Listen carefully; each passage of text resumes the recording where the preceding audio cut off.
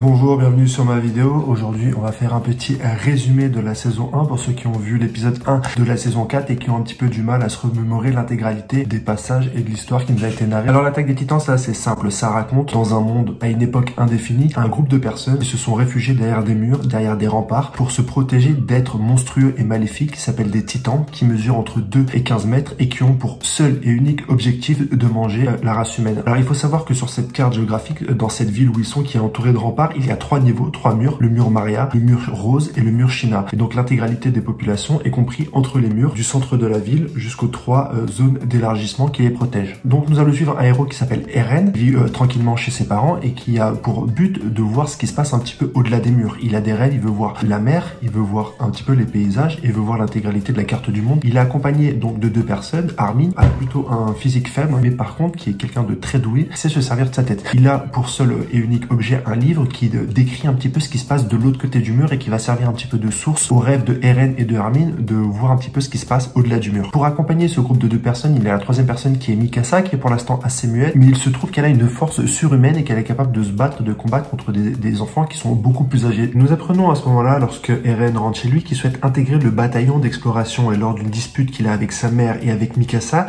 son père prend sa défense et lui dit qu'il est maintenant un homme, qu'il aura plusieurs révélations à lui faire quand il reviendra de sa tournée. Eren, qui a pour seul objectif donc de voir ce qui se passe de l'autre côté du mur, est très énervé contre l'armée, contre les militaires, contre la garnison, la patrouille qui normalement doit s'occuper de l'état des murs, et doit les prévenir en cas d'alerte un jour s'il y a une attaque de titans. Il est très énervé contre eux, il leur dit vous êtes des tirs au flanc, vous ne foutez rien, etc. Eux, ce qu'ils leur répondent, c'est que depuis 100 ans nous sommes en paix et donc il n'y a aucune raison aujourd'hui d'avoir une crainte envers les titans ou envers ces monstres qui sont de l'autre côté du mur, qui fait plus de 50 mètres et qui de toute façon les protègent contre toute attaque, contre toute offensive. On a eu une époque de 100 ans de paix brusquement finir le jour où le titan colossal, un titan de plus de 50 mètres, met un énorme coup de pied dans le mur et va faire péter l'intégralité des murailles. Il va créer une brèche, une entrée pour que l'intégralité des titans, entre 3 et 15 mètres, s'introduire dans cette brèche et va commencer à attaquer l'intégralité des habitants. Donc Eren est complètement abasourdi par cette explosion. Très vite, le réflexe qu'il a, c'est de retourner dans sa maison pour aller voir si sa mère est encore vivante ou si sa mère est encore là. Donc il va courir vers l'habitation et là il va trouver sa mère sous les décombres et sous le rocher avec en approche un titan qui va aller directement manger sa mère. Elle est bloquée, il tente de la secourir mais il n'y arrive pas et finalement il y a Hannes, donc le garde de la garnison, qui va essayer de s'interposer entre elle et le titan qui arrive pour la manger, mais il va rien pouvoir y faire. Il va flipper face à ce titan, face à ce prédateur, et il va prendre la roue d'escampette et il va se sauver. La mère d'Eren va donc se faire bouffer sous ses yeux. Hannes va récupérer Eren et va essayer de fuir pour pouvoir sauver les enfants. Les gens de la ville vont commencer à se faire bouffer par cette vague de titans qui sont embrochés, et un des autres titans est rentré également dans la brèche, et le titan cuirassé, un titan qui est beaucoup plus balèze que les autres, qui a des armures un petit peu de métal. Eren réussit à joindre avec Armin et Mikasa une espèce de bateau, va passer par un courant ferroviaire et pouvoir aller s'incruster directement dans le 2e mur et pouvoir se mettre à l'abri de cette première attaque. À ce moment-là, donc, on a Eren, Armin et Mikasa qui sont les survivants de cette attaque, de cette ville qui s'appelle Shinkan China, et donc ils vont nourrir d'un rêve de vengeance, de vouloir détruire les titans et de vouloir récupérer l'intégralité de ces zones qui ont été infestées donc maintenant par les titans. Pour ce faire, ils vont directement rejoindre l'armée, parce que c'est une des possibilités qui reste aux survivants, c'est rejoindre l'armée. L'armée qui se sépare en 3 parties. Il y a le bataillon d'exploration qui est lui est voué à aller de l'autre côté des murs pour aller faire de l'exploration, pour aller voir un petit peu ce qui se passe de l'autre côté des murs, qui veut leur expliquer déjà 2-3 petites choses par rapport aux titans qu'on ne savait pas au début.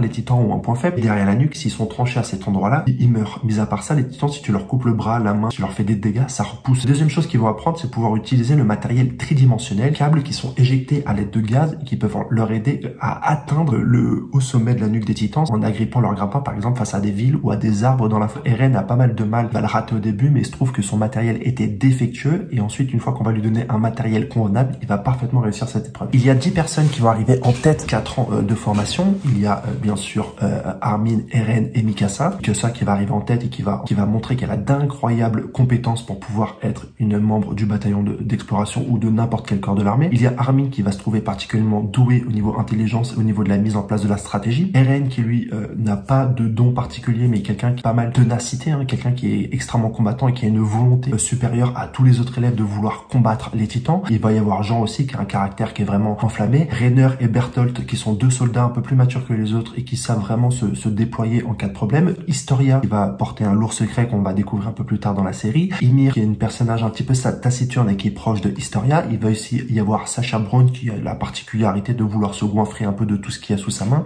Et il y a également Connie, qui est une personne qui se montre assez faible, mais qui arrive à atteindre les 10 premiers. À la suite de ça, donc 4 ans se sont passés, ce sont maintenant des guerriers acquéris et qui ont tous choisi de rejoindre le bataillon d'exploration. La plupart parce qu'ils viennent du Shingon-Shina, là où il y a la première attaque, et d'autres parce que comme ils étaient directement et qu'ils ont fait 4 ans de formation avec les personnes qui avaient une forte volonté de détruire les titans, ils se sont un peu laissés embriguer. Ils ont rejoint eux aussi le bataillon d'exploration, un donjon que au début voulait rejoindre les brigades spéciales, mais qui n'a pas pu le faire. Le seul personnage qui a rejoint les brigades spéciales, c'est Annie, un autre personnage qui est assez doué pour le corps à corps et le combat, qui choisit elle non pas d'aller sur le bataillon d'exploration parce qu'elle ne veut pas mourir en dehors des murs, elle ne veut pas affronter les titans, elle veut être à l'abri directement, et le meilleur moyen d'être à l'abri, c'est les brigades spéciales, un brigade spéciale qui normalement recrute parmi le top 10, parmi les meilleures personnes. Et cette fois, les personnes qui font partie du top 10 que j'ai cité précédemment ne choisissent pas du tout d'aller dans les brigades spéciales, elles choisissent d'aller dans le bataillon d'exploration. Donc nous sommes 4 ans plus tard, nous sommes directement sur les murs, et là on a une deuxième attaque du titan colossal qui va encore une fois péter le mur, qui va tout faire pour provoquer une deuxième invasion. Donc il y a une deuxième invasion qui va venir directement dans les murs et qui vont les attaquer. Seulement là, nos héros ont l'âge adulte et vont essayer de se battre. Eren va essayer de se battre directement contre le titan colossal qui va disparaître une fois qu'il a ouvert la brèche. Et donc Eren va retourner un petit peu dans la ville pour voir ce qui se passe. Et là, très rapidement, il va voir Armin en train de se faire gober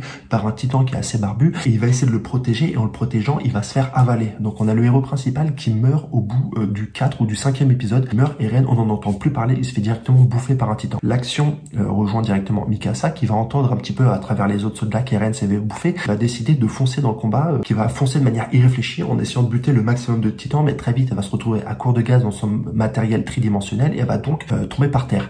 Là, elle va se faire sauver par un titan qui est complètement différent, vraiment bodybuildé, qui est complètement différent et qui semble avoir une âme, qui semble pouvoir raisonner et qui s'attaque au titan. On a un titan donc qui s'attaque au titan, donc on n'est plus humain face au titan, on a pour la première fois un titan qui se retourne contre l'un des leurs. Donc ça va être une belle surprise, et donc l'intégralité des membres du bataillon d'exploration, ils vont dire ok, on va profiter de ce titan pour essayer un petit peu de reprendre la situation. Ils vont avoir la stratégie d'aller dans un bâtiment pour pouvoir recharger leur bonbonne de gaz, parce que la plupart des débutants n'ont plus de gaz, et donc ils sont condamnés à se faire bouffer par les titans qui sont entrés directement dans cette deuxième ville suite à la faille qui a été ouverte par le titan colossal. Pour ce faire et pour pouvoir rejoindre ce bâtiment-là, ils vont essayer d'attirer ce titan qui est défectueux, qui s'attaque à ses congénères, qui s'attaque et qui est assez fort et qui se bat un petit peu comme un humain en donnant des coups de poing. Ils vont le forcer, essayer de le guider, aller directement vers cette tour où il y a du gaz. Ils vont mener à bien cette mission et vont pouvoir aller directement dans ce bâtiment-là pour se recharger en gaz. Seulement ce titan-là, qui était un petit peu spécial, va commencer à affaiblir, parce qu'il s'est battu contre une dizaine de titans, et il va tomber par terre. Et qui sort de ce titan-là? Il se trouve que c'est Eren. Eren, qui s'était fait bouffer, en fait, se retrouve directement dans ce titan-là. Donc il y a un lien, et Eren serait capable de se transformer en titan. Et en plus, comme il avait perdu des membres suite au fait qu'il s'était fait bouffer par ce titan barbu, on voit ses membres en train de repousser. L'armée, en voyant ça, les différents dignitaires de l'armée en voyant ça, se disent, commencent à l'encercler et le menacent, se disent, Eren, est-ce que t'es un humain ou est-ce que t'es un titan? Eren aura vraiment du mal à comprendre parce que lui-même, il sait pas dans quelle situation il se trouve. Il s'est transformé en titan, mais il sait pas d'où vient ce pouvoir. Et donc, il va pas réussir à convaincre l'armée qu'il est un titan. Même Armin va s'y mettre, pourtant lui qui sait utiliser les mots. Ils vont pas réussir à le convaincre et ils vont se faire tirer dessus jusqu'à que le major Pixies va intervenir et va dire, les mecs, je vais prendre la situation en main, j'ai envie de savoir un petit peu ce qui se passe. Armin va faire un plan et va dire que Eren peut se transformer en titan, est capable de récupérer un gros caillou qui était là par rapport au choc qu'a fait le titan colossal, et va essayer donc de reboucher ce trou. Eren va réussir à le faire et va commencer à montrer qu'il peut être utile à l'humanité. Donc Eren, suite à ça, se fait directement enfermer. Il y a le major Levi qui arrive et qui les protège un petit peu parce que suite à la fermeture du mur, il reste quand même des titans dans l'enceinte. Eren va être en prison et le bataillon d'exploration, lors d'un jugement, va expliquer qu'ils veulent récupérer Eren pour ça en savoir un petit peu plus, et qu'ensuite ils veulent aller à Shingon-Shina et avec tout cas faire une première expédition à l'extérieur. Il va se passer pas mal de péripéties, ils vont réussir à capturer 2 titans de Shingon-Shina pour essayer de faire des expériences, et c'est là où on va rencontrer le major NC, qui aime les titans, qui a pas mal de stratégies par rapport aux titans, qui va expliquer notamment à Eren, 1, on ne sait pas d'où ils viennent, 2, besoin physiologiquement de manger des humains puisqu'ils revomissent à chaque fois les carcasses, ils sont hyper légers, qu'ils ont une constitution du corps qui est hyper légère, et donc ils vont décider d'amener Eren à l'extérieur, et on va voir que le bataillon d'exploration sous la coupe du major Erwin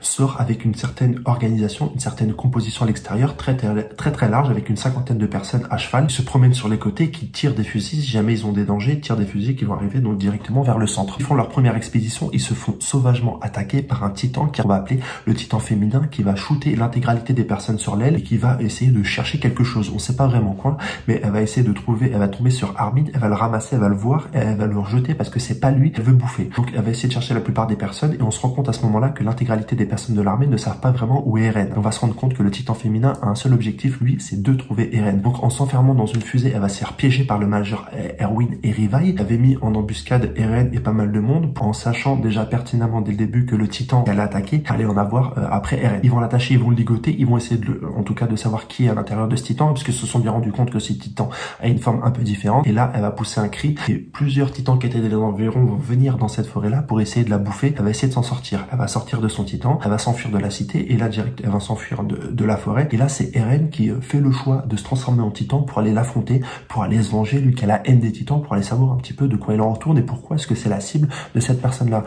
Après ce combat-là, elle va réussir à s'en tirer après plusieurs péripéties. Elle va rentrer à l'intérieur. L'intégralité de l'armée rentre à l'intérieur. Il y a de nombreuses pertes. Ils savent pas trop ce qui s'est passé, se sont fait attaquer, mais ils ont un plan. Ils savent potentiellement qui peut être le titan féminin. Donc ils vont retourner à l'intérieur du centre de la ville et plusieurs membres du bataillon d'exploration vont prétexter que Eren s'est fait arrêter suite au fait qu'il s'est transformé en titan lors de la deuxième attaque du titan colossal. Ils vont demander à Annie de l'aider à sauver Eren en passant directement par un tunnel. Annie va sentir un peu le piège, va sentir le flair et va donc se transformer en titan féminin. Eren est dans l'obligation de se transformer suite à ça. Une bataille dans le centre le plus refermé de la ville entre Eren et Annie. Deux titans vont s'affronter. Dans une tentative de fuite, Annie va escalader le mur et en faisant tomber un morceau du mur en escaladant et en se battant avec Eren, on va découvrir que derrière le mur, il y a un titan géant qui se trouve à l'intérieur du mur. Donc la saison 1 se finit là. Annie, au moment donné où elle se fait battre, elle se réfugie, elle se cristallise. On est dans la capacité de poser des questions, de savoir ce qu'elle est. À la fin de la saison 1, ce qu'on apprend, c'est que Annie a été un titan et que Eren est capable de se transformer en titan et qu'en tout cas les murs sont constitués de titans. Donc voilà pour le résumé de la saison 1. N'hésitez pas à liker et à partager cette vidéo et bientôt je vous ferai le résumé de la saison 2 de l'attaque des titans pour que vous ayez le maximum d'informations avant d'apprécier et de regarder l'intégralité de cette saison 4. Au revoir les amis.